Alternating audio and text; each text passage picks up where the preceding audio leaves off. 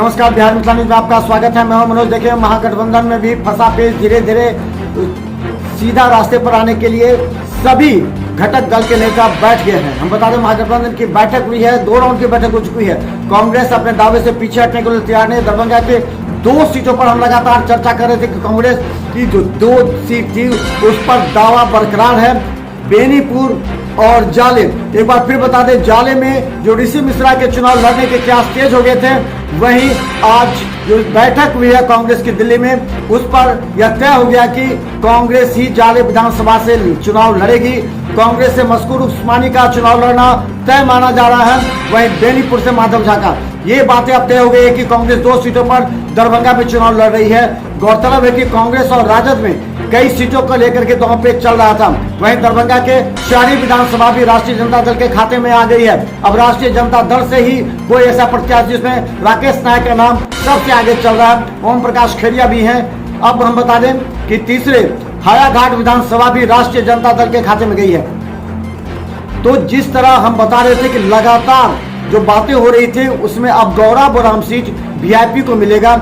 Alinagar seat पर जिच अभी जारी है। अलीनगर सीट पर कहे तो वीआईपी के खाते में है। अलीनगर पर अभी राजद ने अपना दावा नहीं किया है। तो ऐसा अनुमान लगाया जा रहा है कि तेजस्वी यादव शायद अब्दुल बारी सिद्दीकी को समझाने में लगे होंगे कि आप अलीनगर कम से कम दे दीजिए, क्योंकि अलीनगर वीआईपी का सीट रहा है। तो अलीनगर और गौराबोराम 2 वीआईपी का सीट हो सकते हैं, जिससे सूचना मिल रही है।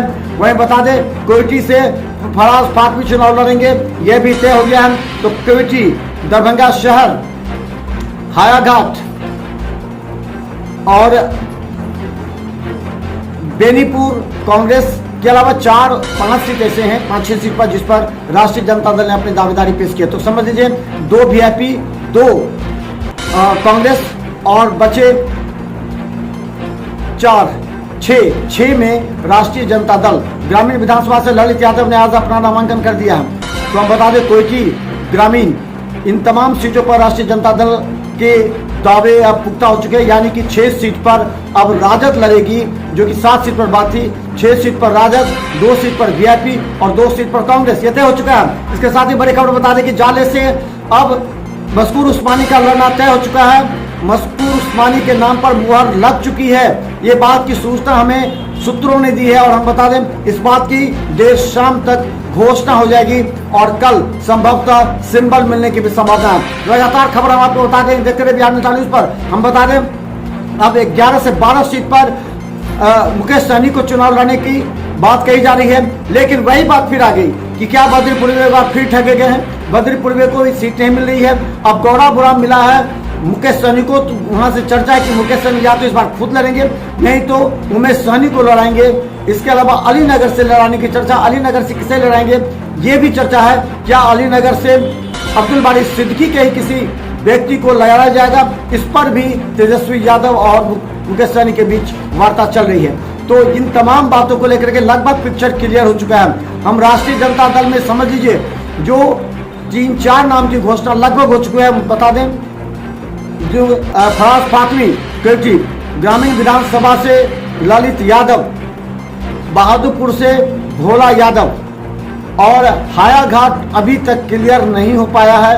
इस पर अभी चर्चा चल रहा है। वही हम बता दें कि इस बात को लेकर के चर्चा तेज है कि आज शाम जो बैठक होगी या फाइनल लिस्ट बनेगा, उसमें कहां किसे मिलेगा सीट, ये बात भी तय होगी। देखते रहिए बिहार मिथिला न्यूज। वीडियो में सब्सक्राइब कीजिए। सिटी के बदौलत पर लाखों लोग हमें देख रहे हैं। हर पॉलिटिकल अपडेट हम आपको दिखाने का प्रयास कर रहे हैं। पटना से हमें सूत्र हर घंटे अपडेट कर रहे हैं।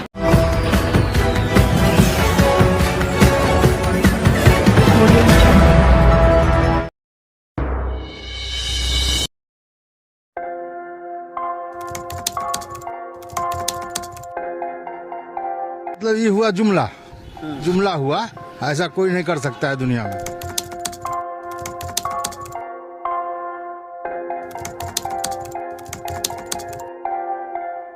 वोट बैंक के लिए तो कोई कुछ कर सकता है। मतलब वो इलेक्शन टाइम है, election time door to door आएंगे, कहेंगे कि ये वोट